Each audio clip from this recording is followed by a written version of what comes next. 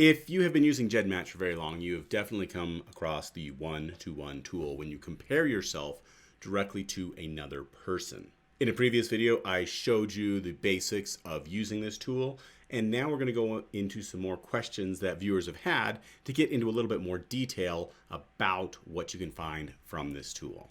I've done a previous video.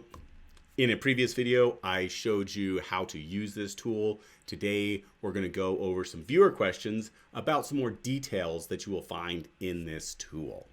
So the first question that is asked is, why is this tool important? And I can think of a couple of reasons why this is. First off, on GEDmatch, the one-to-one tool is considered much more accurate than what the one-to-many tool is. So while the one-to-many tool may tell you that you share 150 centimorgans with a person, the one-to-one tool may tell you that you only share 130 centimorgans, or it may say that you share 180 centimorgans. And that's because the one-to-many tool uses a quick and dirty method of calculating how much shared CM there is between you and everybody else in the database. Whereas the one-to-one tool, it has the time, because it's only comparing with one person, do you do a much more accurate determination of how much you share.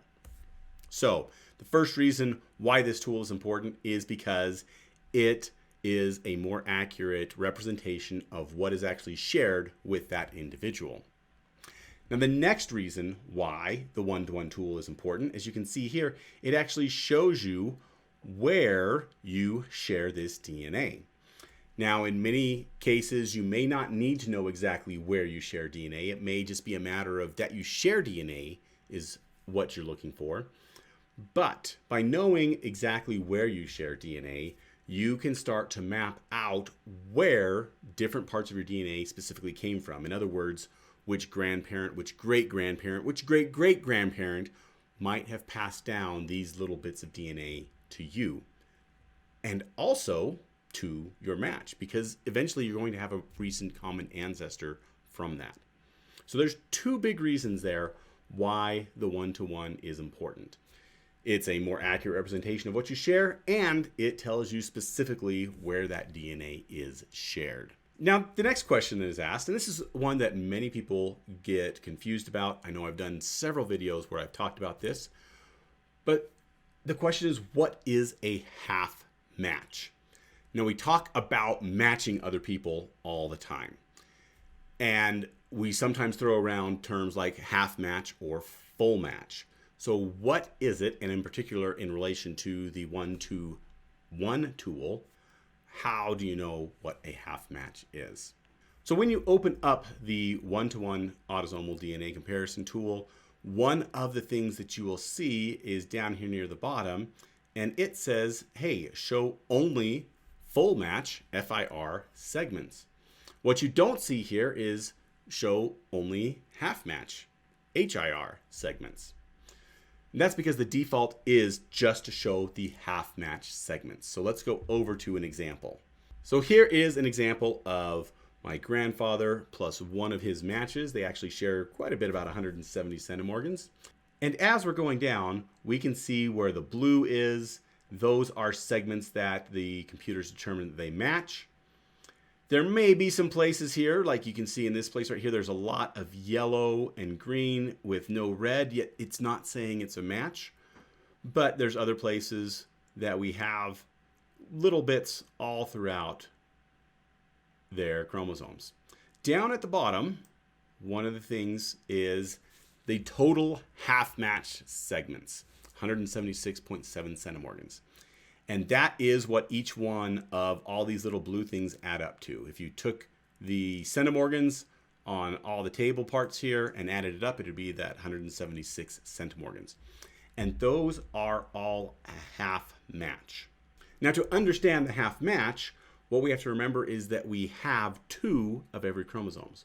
We received one from our father and one from our mother. And so a full match would be when we match on both of those, whereas a half match is when we match only on one of those. Going back to the tool here, how that is displayed is by these colors. In other words, each one of these little lines represents two letters. for you and 2 letters for the match. If you match one of those 2 letters, then it's going to be yellow. If you match 2 of those 2 letters, it's going to be green. And if you match none, it's going to be red. So red is a no match. Yellow is a half match because you match 1 out of 2. And green is a full match because you match 2 out of 2. So let me zoom in on this segment, one of these segments right here. What we can see here is that this blue is right in between 2 red lines. In other words, there's a no match part before it, and then there's a no match part after it. Within this segment, though, there is mostly yellow, in other words, mostly a half match, and a few bits of green. So you might be wondering, well, why aren't those, or are those, full match segments in those little bits of green? And in this case, no, it's not a fully matched segment on those little bits of green. It is all part of this half match segment. And that is because there's some criteria that we use in order to eliminate the possibility of it being a random match, or at least reduce the possibility of it being a random match. So it has to be a certain length in centimorgans, in other words, 7 centimorgans or greater, and it has to have a certain number of SNPs, and you set that in the setup page. Between 200 and 400 is what the default is.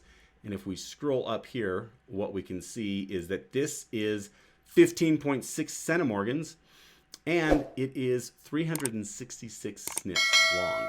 Now, 366 SNPs is not a very large number of SNPs for this number of centimorgans. I'd usually expect to see somewhere around 1,000 or 2,000 SNPs in this regard. But there's a reason why a lot of these segments on this match don't have very large SNP numbers. And that is, if we go down to the bottom here, we can see that there was only 97,601 SNPs used overall between all 22 chromosomes. If you've watched some of the videos about overlap, then you will understand that that is because this is 2 different kits that have 2 mostly different SNP sets. Most of the kits will have around 600,000 SNPs in them, but then when you start matching them to other kits that are different as far as their SNP set, you may get numbers as low as even into the 70,000s. That makes identifying segments a little bit more difficult, but it doesn't make it impossible. Now, since we talked about half match, then let's just go and talk about full match here real quick. Full match, again, means that you match on both your father's chromosome and your mother's chromosome in that area. Most relationships are not through both your father and your mother. But there are one in particular that is, and that is your siblings.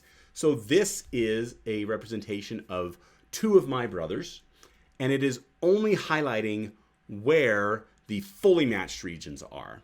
You can see that unlike before, where there was a lot of yellow and then a little bit of green mixed in, there are some regions here that are all green all the way across, or all green with just a little bit of yellow mixed in. Those are fully matched regions. In other words, on those parts of their chromosomes, they receive the exact same bit from their father and the exact same bit from their mother. And so that's what makes it a fully matched region. The next question that has come up is, what do these results mean? When I'm looking at the one-to-one tool, what does it mean? On the most basic level, what it means is there are segments of your DNA that you and this match share. Now, from that, we can start to postulate that we inherited these segments from the same person, or from the same couple at least. And that would be our most recent common ancestor. Now, this question leads into the other 2 questions I want to talk about. But as we're going down and looking at this match, we can see there are a few places that we both share DNA. We got this DNA from a common ancestor. Now, the more DNA that you share, the much more likely it is that you have this common ancestor. And in particular, what we're talking about is above 30 centimorgans. you're almost always going to be sharing that DNA with a common ancestor unless you have something like endogamy in your family.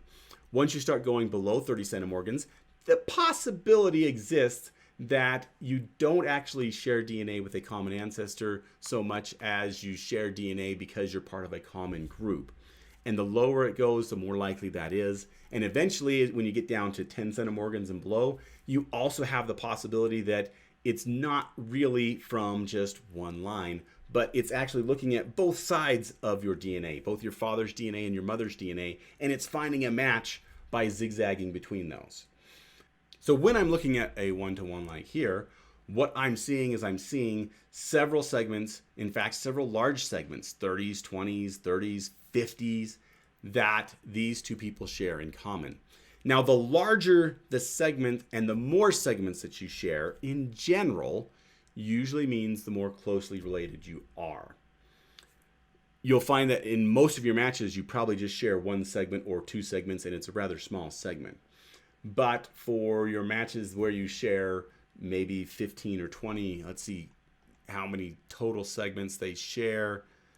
10 shared segments, total of 223. This happens to be a second cousin relationship, I know from what I'm looking at here. But you can see there's 223 and 10 segments, and that's quite a bit of DNA that's shared with this match. So let's follow up that what do these results mean with, am I able to use this tool to access my paternal DNA? First thing to remember with GEDmatch is while you can upload DNA to it, you cannot download the DNA from it. So even if it was able to separate out your paternal DNA, and some of the tools on GEDmatch can do that, you can't actually download that to use on another platform. But what we're seeing here is, can this tell me anything about my paternal DNA? And the answer is, well, maybe. It all depends on who this match is. I happen to have chosen this match because it is a match on the paternal side. And so I happen to know then that these two people with the DNA that they match, it is on that paternal line. I could actually use this in conjunction with some other matches. So let me go and take a look at another match. And this match has a couple of places on chromosome number 10 that we see, between 68 million and 80 million, and between 126 million and 130 million. If I go back to my known match and I look at chromosome number 10, I see that, oh, this person matches on the paternal side between 36 million and 80 million, and between 126 million and 135 million. Let me swap back over and we can get a little bit more detail. So this ends at 80.8 million, and this one ends at 80.8 million. In fact, 8834,958, 8834,958. They end at the exact same position. Now, this is unusual. Usually you're going to be off by a couple hundred or so, but probably because of the tests that were used, they happen to have the SNPs that will be able to identify that position. This usually means that, hey, they happen to share a recombination point from their common ancestor. And that is why they're ending at the exact same position, which is a good sign that this is also then, this unknown match is on the paternal side. Let's look at that other segment, 126.5 to 130.2. We've got 126.38 to 135.4. So it is also almost in the exact same starting position, 126.3 versus 126.5. Usually for most of the GEDmatch, that's close enough for me to say that it's near the same starting point. It doesn't end at the same point though. My known match on the paternal side, it actually goes to the end of the chromosome, whereas this unknown match, it stops partway there. So there was another recombination point down the line. But because I've identified this other match as a paternal match, I now have this new match that I can start to say, yes, this is probably on the paternal side as well. I can go through some other information to confirm that. But since I've already done that in this case, I can tell you that these two matches do come from that same side of the family, and they do have the same common ancestor with my grandfather. And the next question about interpreting this is, will a segment tell me how to find my match in my family tree or who the common ancestor is? Once again, the answer is maybe. Depends on how much work that you have done. So let's go back to my matches here. This is the second cousin of my grandfather. We identified that through DNA and through comparing family trees. And we know who the common ancestral couple is. It is James Garnett and Christina Brandenburger. My grandfather's descended through his son, their son, and my match here is descended through their daughter. So this match here then, that because of how much they matched the other, where they stopped with those, I knew that this was on the paternal side as well. So it's probably in this same line. It turns out that this match and this match also have a common ancestor, but it's not, the most recent common ancestor is not James and Christina. It's actually their daughter, Christina, who married 3 or 4 times, and they're each descended through a different husband of Christina. So Christina is the most recent common ancestor of these two matches, but the most recent common ancestor of these two plus my grandfather is Christina's parents, James and Christina, which of course makes it confusing when you have the same names. So in this case, I am able to determine where they fit on my family tree, and I'm able to determine the most recent common ancestor. But that is because I have already done the research on some of these matches to identify the tree that they fall in and where that most recent common ancestor is. If you have not done that, then you're not going to be able to identify the most recent common ancestor or where they fit in the family tree simply by looking at a segment that is shared with an unknown match. So the one-to-one tool is very useful for getting some more information and more detail on specific matches. Finding out that segment information can help you identify where the most recent common ancestor is and which segments belong to that most recent common ancestor, which can then help identifying new matches that you don't know where they fit simply by matching them up with those that you've already identified the most recent common ancestor for. Now, if you'd like to learn more about what a most recent common ancestor is, watch this video up above. Be sure to like, subscribe, and if you'd like to join FHF Extra, we have even more videos for you. Now,